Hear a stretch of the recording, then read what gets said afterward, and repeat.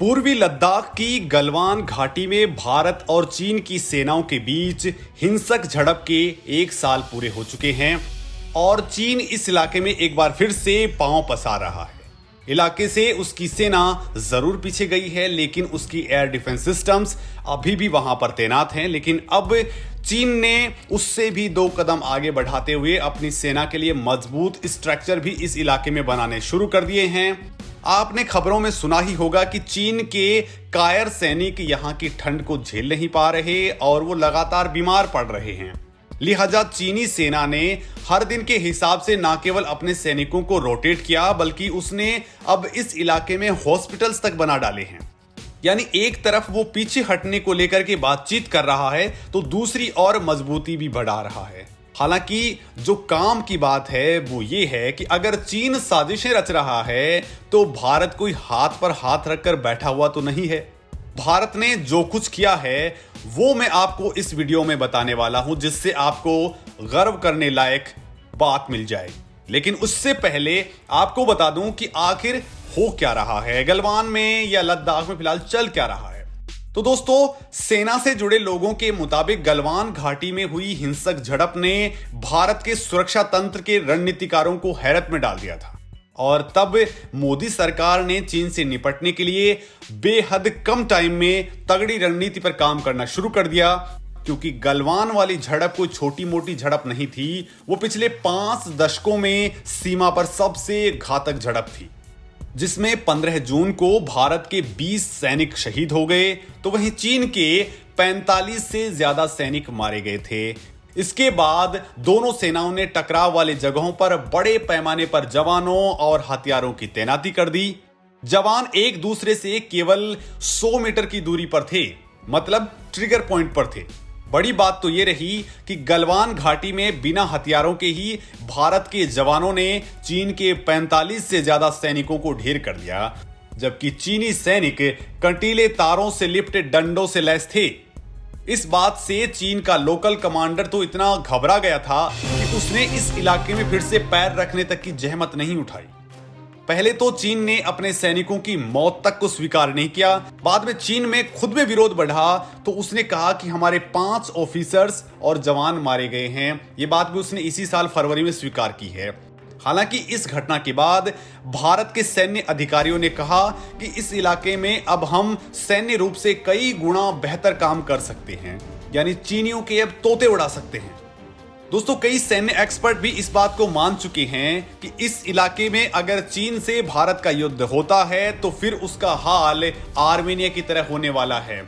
आपको बता दें कि आर्मेनिया और अजरबैजान के बीच कुछ वक्त पहले युद्ध हुआ था, जिसमें अजरबैजान ने बेहद तगड़ी रणनीति से आर्मेनिया को हरा दिया था।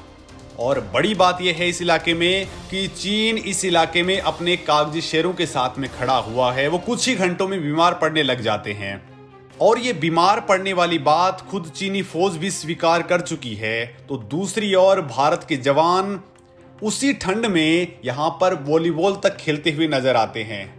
गलवान संघर्ष के बाद भारत ने किए बड़े बदलाव। दोस्तों, गलवान घाटी में हिंसक झड़प के बाद मोदी सरकार ने इस पूरे मामले को फर्स्ट प्रायोरिटी पर ले लिया। चीन से झड़प के बाद भारतीय सेना के तीनों अंगों के बीच तालमेल और एकजुटता कई गुना बढ़ चुकी है। एलएसी पर थल सेना और वायुसेना एकीकृत रूप से ड्रैगन पर हमलावर हैं, तो वहीं गलवान घाटी झड़प के बाद भारतीय रक्षा बलों ने पूरे लद्दाख क्षेत्र में खुद को मजबूत कर लिया है। पहले यहां सैनिकों को तैनात करने में कई घंटे या फिर कई दिन लगा करते थे, लेकिन अब कनेक्टिविटी काफी बढ़ चुकी है। भारत ने इलाके में कई बुनियादी ढांचों का निर्माण कर लिया है, तो वहीं चीन के किसी भी संभावित हमले से निपटने के लिए भारत ने बड़ी तादाद में अतिरिक्त सैनिकों की तैनाती भी कर दी है। भारतीय सेना और वायुसेना दोनों ने कई स्तरों पर पोस्ट को बेहद मजबूत कर दिया है। सबसे बड़ी उपलब्धि इस मामले में बुनियादी ढांचे की दृष्टि से हो रही है, क्योंकि सभी अग्रिम स्थानों के लिए सड़क संपर्क में काफी सुधार हो चुका है। चाहे वो जोजिला दर्रे की बात हो, दुनिया की सबसे ऊंची मोटर योग्य सड़क उमलिंगला की बात हो, मार्समिकला या फिर खारदुंगला, ये तमाम तरह की जो घाटियां हैं वहां सीमा सड़क संगठन की मदद से अब साल भर सैनिकों की आवाजाही हो सकती है। भारत के सैन्य इंजीनियरों ने केवल 11 महीनों के भीतर अगले 5 सालों की तगड़ी योजना पर काम किया है। दोस्तों, इस पूरे इलाकों में सशस्त्र बलों की तैयारी अब उस स्तर पर है जहां चीन या फिर कोई दूसरा विरोधी बड़ी हिमाकत करने की जहमत तक नहीं उठा सकता है। कनेक्टिविटी बढ़ने से पूरे साल आगे के स्थानों पर सैन्य आपूर्ति हो रही है, यानी अब कुछ ही देर में सैनिकों की तैनाती हो जाती है। दोस्तों, भारतीय सेना ने लद्दाख के साथ साथ पूरी वास्तविक नियंत्रण रेखा यानी एलएसी में अभी अपनी तैनाती को बेहद मजबूत कर दिया है, क्योंकि उसने अब चीनी सीमा से निपटने के लिए एक अतिरिक्त स्ट्राइक कोर को तैनात कर दिया है। मथुरा में जो 1 स्ट्राइक कोर है उसको लद्दाख में उत्तरी सीमाओं की ओर लगा दिया गया है और 17 माउंटर स्ट्राइक कोर को पूरे पूर्वोत्तर राज्यों का प्रभार दे दिया गया है, क्योंकि वहां पर चीन काफी एग्रेसिव है। साथ ही इसे एक अतिरिक्त डिवीजन प्रदान की गई है जिसमें 10,000 से ज्यादा सैनिकों को शामिल किया गया है। दोस्तों, इतना ही नहीं, भारतीय वायुसेना ने भी हर 2 महीनों के भीतर अपने राफेल लड़ाकू विमानों के आगमन के साथ इस पूरे इलाके को मजबूत कर दिया और जब से राफेल आया है तब तक चीन की सिट्टी पिट्टी गुम है। राफेल के साथ साथ भारत ने मिग-29 और सुखोई 30 MKI लड़ाकू विमानों के बेड़े भी उत्तरी सीमाओं पे आसमान पर हावी कर दिए हैं। दूसरी स्क्वाड्रन या विमान इस महीने के अंत तक संचालित होने को तैयार है। एलएसी पर फिलहाल क्या है हालात?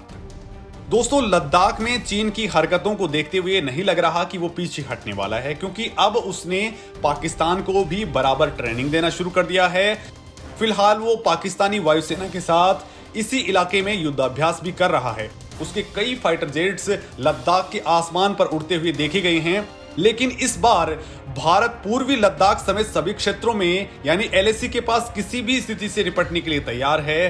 तो वहीं सैन्य और राजनयिक स्तर पर कई दौर की बातचीत के बाद दोनों सेनाओं ने फरवरी में पेंगोंग झील के उत्तरी और दक्षिणी तट से सैनिकों को और हथियारों को हटाने की प्रक्रिया अभी पूरी कर ली है। टकराव के बाकी स्थानों से भी सैनिकों को पीछे हटाने की कार्रवाई जारी है। हालांकि इस दौरान भारतीय वायुसेना बिल्कुल एग्रेशन वाले मोड में है। हालांकि सैन्य अधिकारियों की बात मानी जाए तो फिलहाल भारत इस पूरे इलाके में राफेल और बाकी लड़ाकू विमानों के साथ बेहद मजबूत स्थिति में है और बराबर उनकी उड़ानें यहां पर जारी हैं।